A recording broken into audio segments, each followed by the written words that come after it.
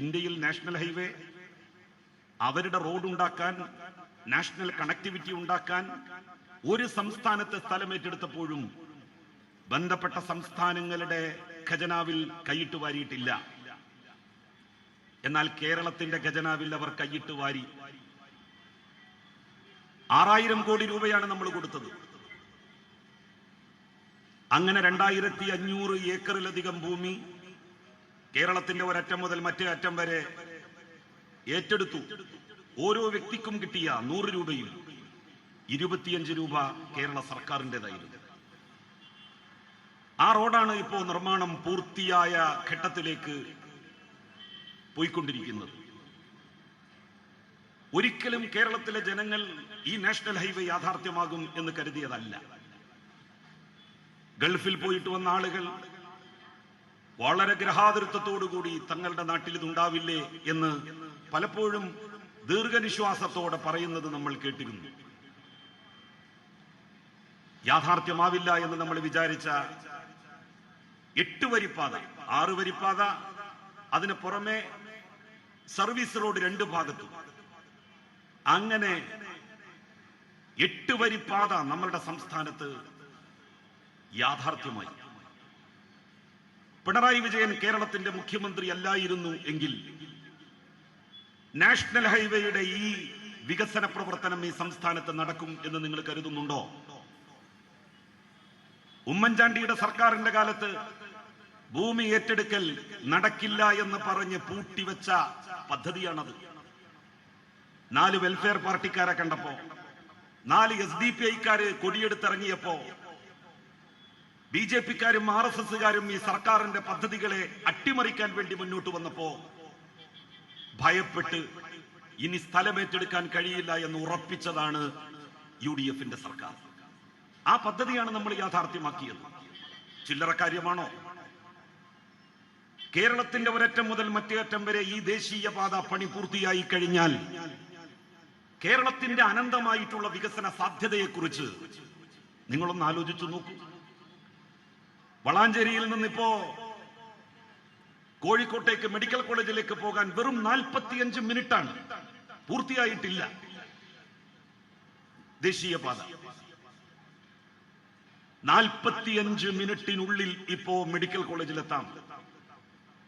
കേരളത്തിന്റെ ഒരറ്റം മുതൽ മറ്റേ അറ്റം വരെ വളരെ പെട്ടെന്ന് നമുക്ക് എത്താൻ സാധിക്കുന്ന സ്ഥിതി ഇന്ന് നമ്മളുടെ സംസ്ഥാനത്തുണ്ടായി. ഗെയിൽ വാതക പൈപ്പ് ലൈൻ മംഗലാപുരത്ത് നിന്ന് കൊച്ചി വരെ, ആ പൈപ്പ് ലൈൻ ഇടുന്നതുമായി ബന്ധപ്പെട്ട് എന്തൊക്കെ കോലാഹലങ്ങളാണ് നടന്നത്. ജമാഅത്തെ ഇസ്ലാമിയുടെ ആളുകൾ മുക്കത്ത് അതിനെ തടഞ്ഞു എന്ന് മാത്രമല്ല, വെള്ളിയാഴ്ച പള്ളിയിൽ പോകാതെ ജുമാ നമസ്കാരം തെരുവിൽ നിന്ന് നമസ്കരിച്ചു. അവര് വിചാരിച്ചത് അവർ നമസ്കരിക്കുമ്പോ പോലീസ് അടിക്കും, അങ്ങനെ അടിച്ചാൽ അതിനെ വർഗീയവൽക്കരിക്കാം, മുസ്ലിം വിരുദ്ധമാണ് ഈ സർക്കാർ എന്ന് വരുത്തി തീർക്കാം. പക്ഷേ സർക്കാർ വളരെ തന്ത്രപൂർവം ആ കാര്യത്തിലും നിലപാട് സ്വീകരിച്ചു. ഈ പൈപ്പ് കടന്നു പോകുന്ന എല്ലാ ഉടമകളോടും പറഞ്ഞു, നിങ്ങളുടെ പറമ്പിലൂടെ ഈ പൈപ്പ് ഇട്ട് പോകുന്നുണ്ടെങ്കിൽ അതിന് വാടക നിങ്ങൾക്ക് തരും. ഈ പൈപ്പ് ഇട്ട് പോകുന്ന സ്ഥലത്ത് നിങ്ങൾക്ക് വലിയ മരങ്ങളല്ലാതെ നെല്ലുൾപ്പെടെ കൃഷി ചെയ്യാം, ഒരു പ്രശ്നവും ഉണ്ടാവില്ല. ഇന്ന് നിങ്ങൾ പോയി നോക്ക്, പൈപ്പിട്ട സ്ഥലത്തല്ലേ കൃഷിഭൂമിയിൽ കൃഷി നടന്നുകൊണ്ടിരിക്കുന്നത്. വല്ലതും സംഭവിച്ചോ? എന്തെങ്കിലും നടന്നോ? അപകടമുണ്ടായോ? ആളുകൾ മരിച്ചോ?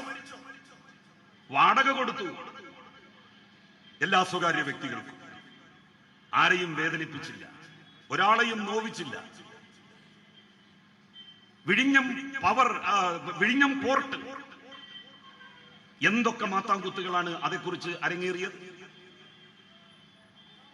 മത്സ്യത്തൊഴിലാളികൾ അണിനിരത്തിക്കൊണ്ട് ആ പദ്ധതിയുടെ അടിവേര് അറുക്കാൻ വേണ്ടി UDF ശ്രമിച്ചു. പുരോഹിതന്മാരെ ഇളക്കി വിട്ടു. എന്തൊക്കെയാണ് പുരോഹിതന്മാര് പറഞ്ഞത്? അബ്ദുറഹിമാൻ എന്ന് പറയുന്ന, അന്ന് പോർട്ടിന്റെ ചുമതല വി അബ്ദുറഹിമാൻ മന്ത്രിക്കായിരുന്നു. അബ്ദുറഹിമാൻ എന്ന് പറയുന്ന ആളുടെ പേരിൽ വർഗീയതയുണ്ട് എന്നാണ് അന്ന് ചില പുരോഹിതന്മാർ പറഞ്ഞത്. പോലീസ് സ്റ്റേഷൻ ആക്രമിച്ച് പോലീസുകാരെ അപായപ്പെടുത്താൻ നോക്കിയില്ലേ? സംയമനം പാലിച്ചു ഗവൺമെന്റ്. സർക്കാരിനെ സംബന്ധിച്ചിടത്തോളം പദ്ധതി വരലായിരുന്നു പ്രാമുഖ്യം. അങ്ങനെ വിഴിഞ്ഞം പോർട്ട് യാഥാർത്ഥ്യമായി. നിങ്ങൾ ആരെങ്കിലും നെഞ്ചത്ത് കൈവച്ചു പറയുമോ വിഴിഞ്ഞം പോർട്ട് ഇന്ന് കാണുന്ന അവസ്ഥയിൽ ആളുകളെ കുടിയൊഴിപ്പിച്ച് അവരെ പുനരധിവസിപ്പിച്ച് ഇത്ര ഭംഗിയായി ആ പോർട്ടിന്റെ നിർമ്മാണം പൂർത്തിയാക്കാൻ പിണറായി വിജയൻ അല്ലായിരുന്നു കേരളത്തിന്റെ മുഖ്യമന്ത്രി എങ്കിൽ സാധിക്കുമായിരുന്നോ? പിണറായി വിജയൻ ധിക്കാരിയാണ്, അഹങ്കാരിയാണ് എന്നൊക്കെ പറയും. പിണറായി വിജയൻ അമ്മായി കെട്ടാൻ ആരുടെ കൂടെയും പോകാറില്ല.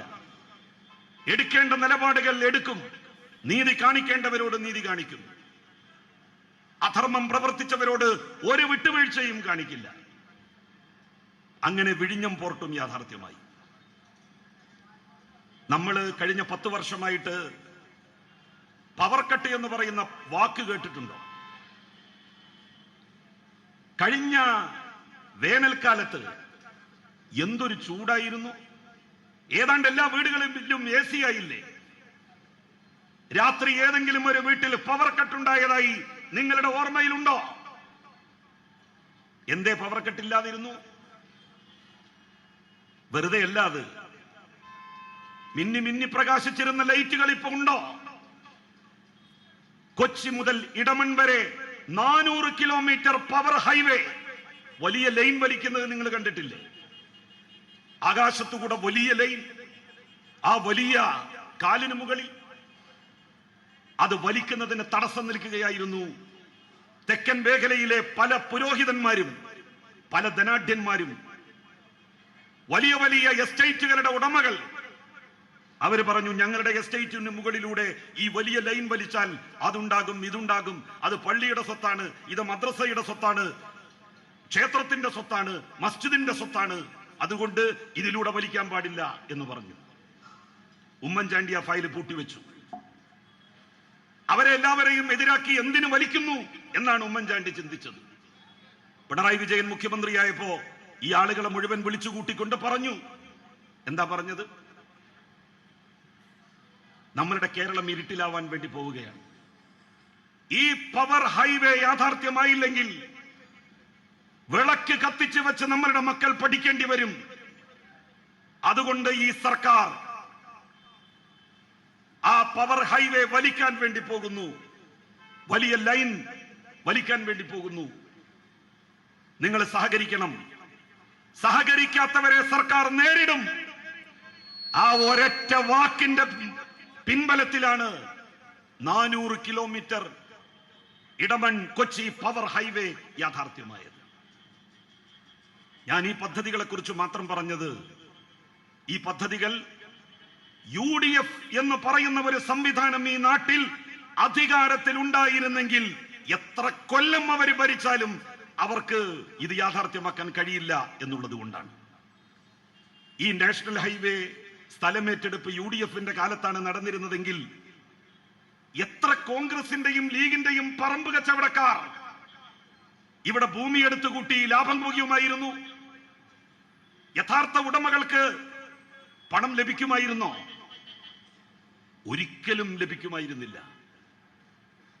ഈ 25,000 കോടി രൂപക്ക് സ്ഥലം വാങ്ങിയിട്ട് ഏതെങ്കിലും ഒരു സ്ഥലമുടമക്ക് ഒരു കാലിച്ചായ ഏതെങ്കിലും ഒരു CPIM-ന്റെ ലോക്കൽ കമ്മിറ്റി സെക്രട്ടറിക്ക് വാങ്ങിക്കൊടുക്കേണ്ടി വന്നിട്ടുണ്ടോ?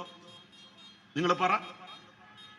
25,000 കോടി രൂപയാണ് നമ്മളുടെ സംസ്ഥാനത്ത് സ്ഥലം ഏറ്റെടുക്കുന്നതിന് വേണ്ടി മാത്രം ചെലവഴിക്കപ്പെട്ടത്.